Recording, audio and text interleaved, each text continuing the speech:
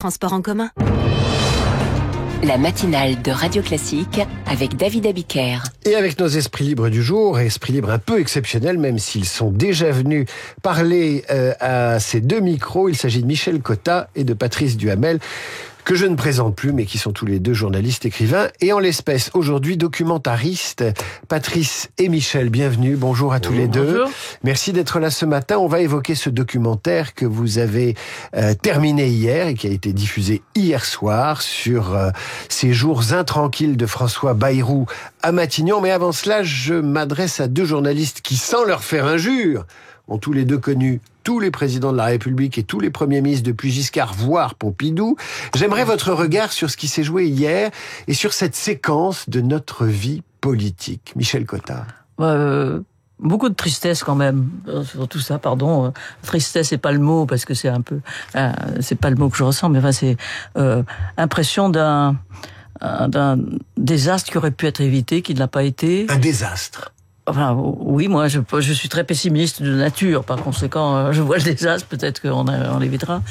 Mais une impression. Et puis surtout, nous avons vécu, je trouve, pendant cette période, une sorte de chute attendue, en quelque sorte. Même avec l'optimisme général et régulier de François Bayrou, on était dans une chronique de la mort attendue. Voilà, c'est ça qu'on a fait. Et donc on était à la fois un peu impressionné par le moment qu'on vivait. On se disait c'est la cinquième, mais est-ce que la cinquième ça va résister à l'absence de majorité, à l'absence de leaders autres que les leaders connus comme lui, comme Bayrou.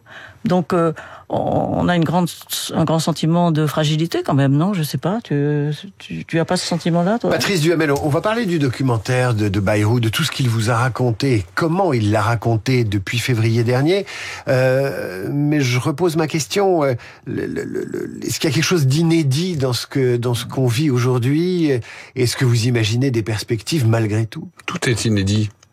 Tout est inédit depuis le 9 juin 2024, parce que là, hier, on a vécu la énième réplique de la dissolution. Alors, on a la courtoisie de dire que c'est une dissolution ratée. C'est une gigantesque connerie, quand même. Quand on voit ce qui s'est passé depuis, c'est absolument hallucinant.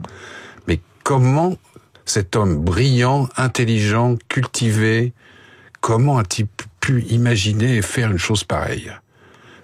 Moi, je m'en suis toujours parmi, ça fait 15 mois quand même. C'est vrai qu'on a tendance à refaire le film à l'envers, à se dire, mais s'il l'avait fait plus tard, s'il l'avait pas fait du tout, enfin bref. Mais sous la Ve République, les dissolutions, c'est fait pour régler une crise.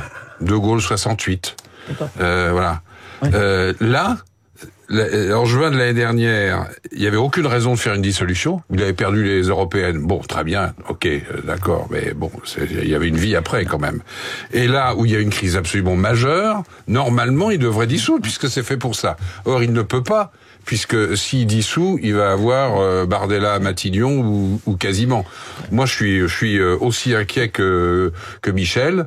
Je pense qu'on est dans un système de blocage incroyable.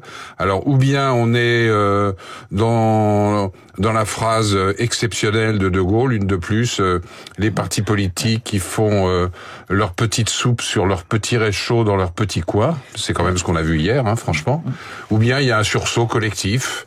On peut toujours rêver. Moi, j'ai été frappé hier par l'incroyable, et je suis d'accord avec ce que vous avez dit avec Pascal Perrineau il y a quelques minutes, l'incroyable violence, notamment de Boris Vallaud. Mais c'était, alors Clémenceau, quand il faisait des discours à la tribune de l'Assemblée, au moins il avait du talent.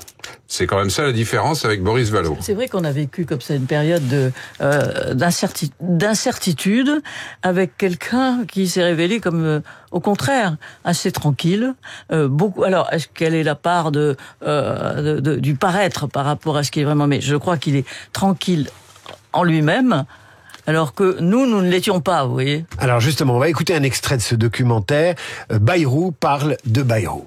J'ai toujours eu une espèce de sentiment intérieur, de certitude intérieure irrationnelle, que si un jour j'étais porté aux responsabilités, ça serait parce qu'il n'y aurait pas d'autre solution, Et 2, parce que l'histoire frapperait à la porte. L'histoire frappe à la porte. Alors c'est un peu l'appartement témoin, cet extrait de votre documentaire diffusé hier sur France 2 à 23h. Et qui est sur les qu'on peut voir sur Internet, évidemment. Sur la plateforme de France Télévisions. On peut le retrouver. Ça commence en février de l'année dernière. Vous prenez contact avec Bayrou et il accepte de vous faire une espèce de compte-rendu de mandat tous les mois, voire tous les 15 jours. Inédit. Alors racontez-nous comment ça s'est passé et si l'homme vous a surpris. Bon, on le connaît bien depuis longtemps. On a fait quelque chose, je crois, d'assez distancié. Mais ce qui est, je crois, intéressant, c'est que par rapport à tous les discours qu'il a tenus, là, notamment depuis 15 jours, où on le voyait à la télévision tous les jours, où c'était parfois un petit peu répétitif, mais encore que moi je trouve sur le constat il a totalement raison et qu'il a vraiment c'est un lanceur d'alerte quoi. Hein, il mène une croisade et elle va continuer en plus. Peut-être qu'on aura le temps d'en parler. Mais on est dans un ton, c'est ça qui est intéressant pour un Premier ministre dans une crise absolument majeure, nationale, internationale, etc. Parce qu'on évoque tout ce qui s'est passé pendant ces 7 mois. Il y a un ton un peu intimiste. C'est ça, je crois, qui est intéressant par rapport à ce qu'on peut voir et entendre actuellement. Michel Cotin. Oui, on était un peu dans un paradoxe, c'est-à-dire on souhaitait de l'intime parce qu'on voyait bien qu'il se préparait, qu'il était dans tous les médias, etc. Donc on voulait de l'intime, mais à la fois on ne voulait pas de la complicité. Bon. D'ailleurs, il nous engueule à la fin du... À la fin, d'ailleurs, c'est pour ça qu'on a laissé l'engueulade, parce que peut-être qu'on l'a mérité d'ailleurs, mais enfin bon, on s'en réjouit. Pourquoi parce il vous qu'on posait des questions, parce qu'on posait des questions. Qu'il était obsessionnel sur la dette. Et moi j'ai dit, est-ce que vous avez fait tout ça pour votre gloriole personnelle? Ça lui a pas plu.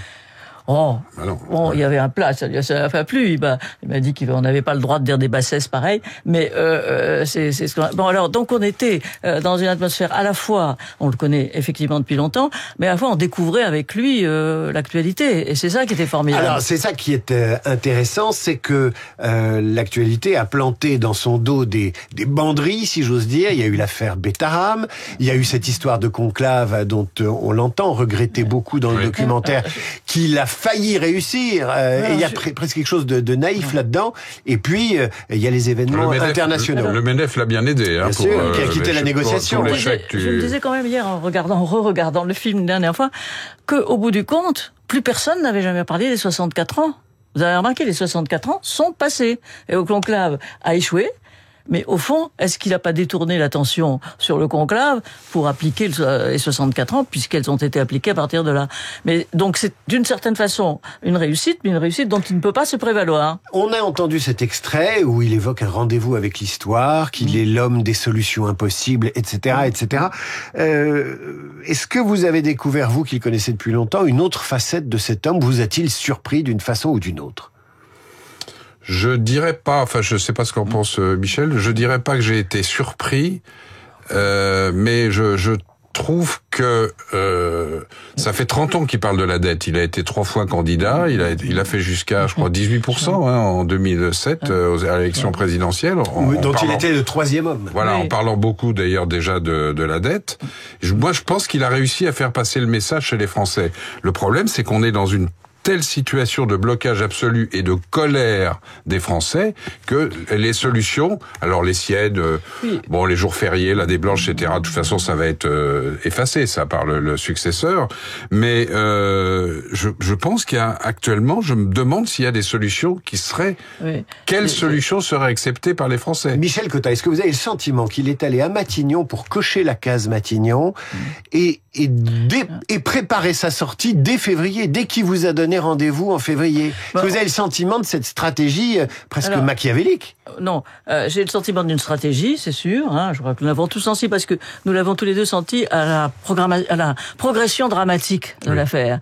C'est-à-dire que il commence, il est très bien, il s'installe, il fait passer son budget, c'est parfait. Les socialistes sont avec lui à cause du conclave. Et puis progressivement, on le voit axer ses coups contre la dette. Moi je l'entendais parler de ça il y a longtemps aussi. Je me rappelle la campagne électorale où Nicolas Sarkozy disait alors vraiment vouloir être élu en parlant de la dette, ça vraiment faut le faire.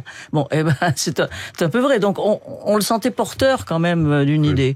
Maintenant Michel a dit dans Le Monde qu'il était habité sur la dette. Oui. Je suis totalement d'accord avec ça. C'est vraiment l'adjectif qui convient. Mais comment vous C'est- expliquez ça? Comment expliquez-vous dans la tête de cet homme que dans une 5e République où la course à l'Élysée pousse sans arrêt à la surenchère, à promettre ceci, promettre cela, des réformes, des rêves de grandeur aux Français et de confort aussi, comment expliquez-vous qu'il est bloqué sur ce sujet-là? Bloqué ou ouvert sur ce sujet plutôt. Je pense que sur la dette, il est totalement sincère. Il est totalement sincère là-dessus. Absolument. On va écouter un autre extrait. Il est même en privé, quand on le voyait tout de suite avant et tout de suite après, en privé, il est même plus inquiet encore que ce qu'il nous dit.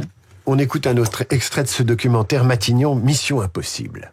On verra, c'est à la fin de l'histoire qu'on voit les choses. Justement, si on voit. Et puis, si vous croyez que l'histoire finit le 8 septembre, moi je vous dis qu'elle finit pas.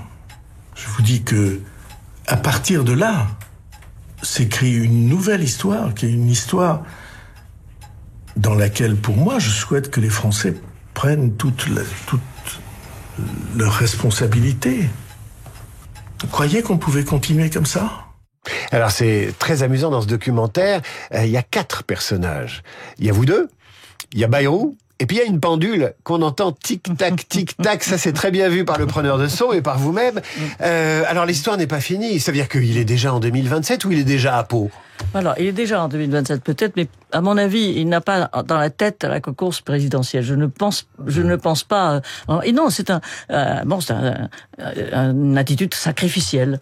Je me sacrifie pour que les Français. Alors, ça fait un peu rigoler, évidemment, quand on dit un homme politique qui se sacrifie, ça fait rire. Mais de la part d'un démocrate chrétien. Oui, il y a quelque chose de très. Je me disais, c'est drôle. Je me disais encore plus en le revoyant qu'il y avait quand même on voyait le démocrate chrétien, c'est-à-dire quelqu'un qui ne croit pas à la mort, quoi, qui croit que et que donc il s'inscrit dans le temps. Et au fond, il s'est toujours inscrit dans le temps. Et il a choisi effectivement de demander Matignon parce qu'il voulait, à un moment donné de sa vie, s'inscrire dans le temps. Et juste, ce qui est intéressant sur ce qu'il dit à la fin, c'est que il n'est pas d'accord là-dessus avec le président. Ils parlent d'une immense complicité entre les deux. Mais il faudra écrire l'histoire des relations Macron-Bayrou pendant ces 9 mois. Parce que c'est clair que le président considère qu'il est beaucoup trop alarmiste sur la dette. Et Emmanuel Macron n'est pas du tout sur cette ligne-là. Pas du tout. Donc j'imagine que les 44 milliards, ça va sacrément baisser dans les jours et les semaines qui viennent. Moi aussi, on s'est posé la question, puisque nous savions par l'Élysée que l'Élysée n'était pas formidablement obnubilé par la dette.